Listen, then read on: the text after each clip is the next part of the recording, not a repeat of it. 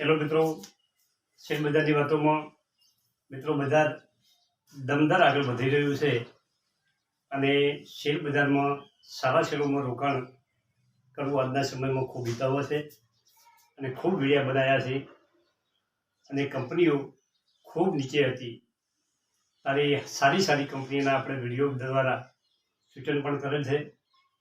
થોડા શેર એકઠા કરવા એવો મારો મત છે કે બજાર તો પણ હજી પણ ઉપર જશે, એનો સમય આવશે, ધીમે ધીમે બજાર વધે છે. પરંતુ આપણે એક વિડીયો દ્વારા સમજીએ કે બજાર કઈ રીતે વધે અને શેર બજારમાં કઈ રીતે પ્રોફિટ બને છે. મિત્રો 2010માં કોઈ એલઆઈસીમાં 1 લાખ રૂપિયા હોય તો 2023માં એના 2 લાખ હોય. આપણે વીમાની વસ્તુ બાજુમાં રાખો. તમે એફડીમાં રોક્યા હોય 1 લાખ રૂપિયા તો 2.5 લાખ રૂપિયા થાય. મિત્રો તમે પીપીએફમાં 1 લાખ રૂપિયા હોય 2010માં રોક્યા હોય તો 3.5 લાખ થાય. અને જો સોનામાં 2010માં રોક્યા હોય તો એના 3.5 અને ભાવ વધ્યો છે એટલે કદાચ 4.5 થાય. મિત્રો આ પોઝિશન છે આપણા રોકાણ.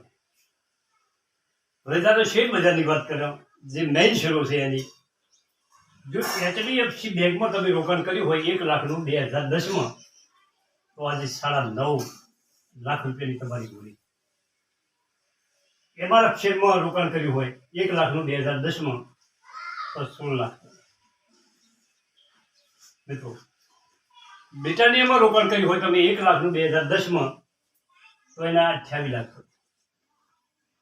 અને ટાઇટન કંપનીમાં તમે જો રોકાણ કર્યું હોય 2010માં 1 લાખનું તો આજે 35 લાખ રૂપિયા. આ શેર બજારની તાકાત છે. પૈસો સારા શેરમાં, સારા ફંડાવાળા શેરમાં તમે રોકી અને સમય આપો, તમારી મૂડી આપોઆપ વધવા દે છે. એ તમારે યાદ રાખવા. પરંતુ તમે સમય નહીં આપો તો તમારો શેર ગ્રોથ નહીં કરે. અને મારું તો એવું કહેવું છે કે દાડી વેચવો, ઇન્ટ્રાડે કરવું એમાં કોઈ ફાયદો નથી. લોંગ ટાઈમમાં તમને જે નફો મળે છે તે ઇન્ટ્રાડેમાં મળતો નથી. હવે મિત્રો વાત કરીએ કે સારા પૈસા શેર બજારમાં ઉડીને આવેલા છે. તમે ગમે યાદ કરો, ધારો કે તમારા પૈસા બેંકમાં પડ્યા છે, બેંકોના પૈસા શેર બજાર.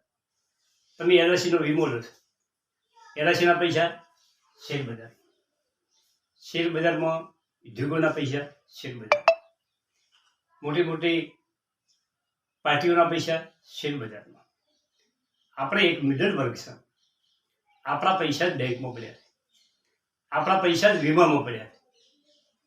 બાકી જે શક્તિશાળી લોકો છે, જેના પાસે જ્ઞાન છે, એ લોકો બધાના પૈસા શેર બજારમાં. તમારે પણ નાની ઉંમરે શેર બજારનું વિશેષ જ્ઞાન લેવું જોઈએ. શેર બજારમાં સમજણ લેવી જોઈએ. શેર બજાર શું છે એને સમજવું જોઈએ. શેર બજાર કઈ રીતે ચાલે છે એ સમજવું જોઈએ. મિત્રો આ શેર બજાર વધવાનું કારણ શું છે? એફઆઈસી કે વિશ્વના જે ફંડો છે, વિશ્વના જે રોકાણકારો છે, એમને બધાને ભારતમાં રોકાણ કરવું છે. અને શરૂઆતના 4-5 મહિના પહેલા આ લોકો બધા વેચતા હતા. આજે છેલ્લા 1 મહિનાથી સતત ઓની ખરીદી આવી ગઈ છે, પુષ્કળ ખરીદી. હવે તમે સમજો કે જે ચીનનો ગ્રોથ છે એ ખૂબ ઘટ્યો છે.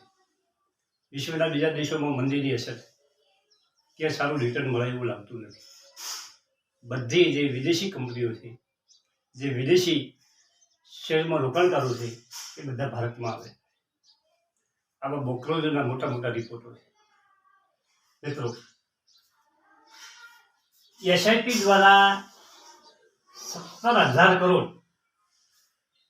આપણા રિટેલ રોકાણકારો એસઆઈપી દ્વારા દર મહિને 17,000 કરોડ રૂપિયા એસઆઈપી દ્વારા શેર માર્કેટમાં ઠાલવે છે. એ બધા ફંડોમાં તમે એસઆઈપી કરો, એ બધા પૈસા શેર બજારમાં આવે. સારી કંપનીઓમાં અભ્યાસ કરી જે કંપનીઓ સારી છે, સતત 5 વર્ષથી ગ્રોથ કરે છે, નફામાં સતત ગ્રોથ છે, જેનો બિઝનેસ સારો છે, આવી કંપનીઓમાં રોકાણ કરે છે. બેંકોના પૈસા ક્યાં આવે? શેર બજાર. એલઆઈસીના પૈસા ક્યાં આવે? શેર બજાર. રિટેલ ઇન્વેસ્ટરોને રોકાણ કરવું છે. તો તમારા મારા જેવા જાગૃત થયા છે એ લોકોને પણ રોકાણ કરવું છે. મોટી હસ્તીઓ જેના પાસે ખૂબ પૈસા છે એમને પણ શેર બજારમાં રોકાણ કરવું છે. હવે જેના પોર્ટફોલિયો 5,000 કરોડથી ઉપર છે, 25,000 કરોડ છે, અચેકા વ્યક્તિના પોર્ટફોલિયો શેર બજારમાં, એવા મોટા મોટા વિજય કેડિયા, આશિષ કાચોડિયા, રાધાકૃષ્ણ દામાણી, ડોલી ખન્ના, રાજેશ ઝુંઝુનવાલા, આવા તો 1000 નામો છે. મિત્રો આ બધાના કરોડો રૂપિયા, 500 કરોડ, 10,000 કરોડ આપણા મોટા પોર્ટફોલિયો છે. અને એમાં એ લોકોને જો શેર બજારમાં કોઈ તકલીફ ઊભી ના થતી હોય તો તમારું મારું રોકાણ તો કેટલું? લાખ, 2 લાખ, 5 લાખ, 25 લાખ. તો કોઈ તકલીફ નહીં પડે. તમારા પાસે શેર આવવા જોઈએ. એચડીએફસી બેંક, એમઆરએફ, બિટાલિયા, ટાઇટન, દમદાર કંપનીઓ જોઈશે તો જ તમારો પૈસાનો ગ્રોથ થશે. તમે પેની સ્ટોકમાં કોઈ પેની સ્ટોક કદાચ ચાલી ગયો હોય, જુદી વાત છે, તમને ટૂંકા ગાળામાં નફો મળી જાય, પરંતુ તમારું 80% રોકાણ સારા શેરોમાં હોવું જોઈએ, સારી કંપનીઓમાં હોવું જોઈએ.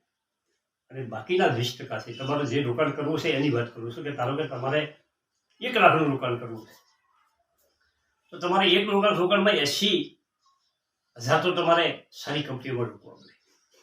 બાકીના જે 20,000 વધ્યા એ તમે કોઈ પેની સ્ટોક લ્યો તો કદાચ કોઈ તમારે ઓછો ના આવે. બાકી તમે કોઈ પેની સ્ટોકના શેર જથ્થાબંધ રહી અને મૂકી રાખો તો કાલે તમને નુકસાનીનો પણ સહન કરવાનો વારો આવે. મિત્રો આ શેર બજાર છે. શેર બજાર શીખવું જોઈએ, શેર બજારનો અભ્યાસ કરવો જોઈએ, એમાં રોકાણ કરવું જોઈએ. અને તમને કોઈ રોકાણની ખ્યાલ ના આવતો હોય, તમારા પાસે કોઈ ટાઈમ ના હોય, તમે બિઝનેસમાં સતત વ્યસ્ત રહેતા હો, તમારી નોકરીમાં વ્યસ્ત રહેતા હો, તમારી ખેતીમાં વ્યસ્ત રહેતા હો, તો તમે એસઆઈપી કરો. એસઆઈપી દ્વારા રોકાણ કરો, સારામાં સારું રિટર્ન મળશે. એસઆઈપી એટલે શું? એસઆઈપી એટલે સિસ્ટેમેટિક ઇન્વેસ્ટર પ્લાન. તમારો સિસ્ટેમેટિક એ લોકો 2% કે 1.5% આ ફંડ કમિશન લઈ તમારા વતી, તમારા પૈસે, તમારા જોખમે એ લોકો સારા સારા શેર ખરીદી અને એનો જે નફો આવે એ તમને આપે છે. મિત્રો તો આવી કંપનીમાં રોકાણ કરો, એસઆઈપી કરો, પરંતુ શેર બજારથી દૂર ના રહો. શેર બજાર સારું રિટર્ન આપે છે. શેર બજારથી ગભરાવો નહીં.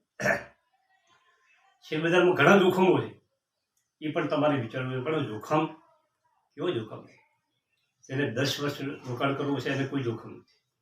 બધા રૂપિયા રીતે સતત થતું રહે, કોઈ ગભરાટ રાખવાનો નહીં. સારી કંપની છે તો એક વખત તમારા 30% તમારો શેર ગગડે છે, પરંતુ એ 70% વધશે.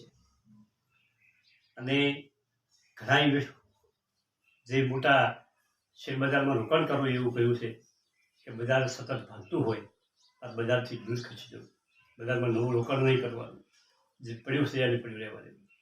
પરંતુ બજાર જ્યારે ઘટતું હોય ત્યારે તમારે સારા સારા મોતિયા જેવા શેર તમારે ખરીદી લેવાના. ટૂંકા ગાળામાં તમને નફો મળશે. કોરોના વખત મિત્રો 2020માં શું થયું? એટલી બધી ગભરાટને કારણે લોકો શેર વેચી નીકળતા હતા. એ સમયમાં તમે જો સારી કંપનીઓના શેર તમને અડધા પૈસે મળતા હતા, એ કંપનીમાં તમે રોકાણ કર્યું હોય તો તમારા 4 ગણા પૈસા કરે થઈ. તો એવી પોઝિશન છે. કોઈ જગ્યાએ આટલું ઊંચું વળતર મળતું નથી.